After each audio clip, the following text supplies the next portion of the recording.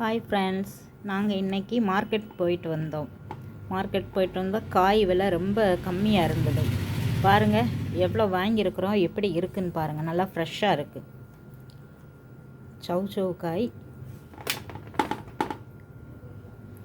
பாருங்கள், இது உடம்புக்கு அவ்வளோ நல்லது. பார்த்துக்கோங்க. சட்னி வைக்கலாம், பச்சடி பண்ணலாம், கூட்டு வைக்கலாம், துவையல் அரைக்கலாம். இதோட பொரியல் பண்ணலாம்.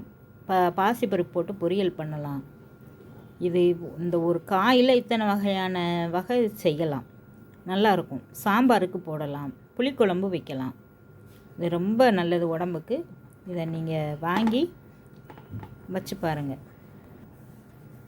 சீனி இறக்காய், இது கொத்தவரங்கான்னு சொல்லுவாங்க, நாங்கள் சீனி விரக்கான்னு சொல்லுவோம்.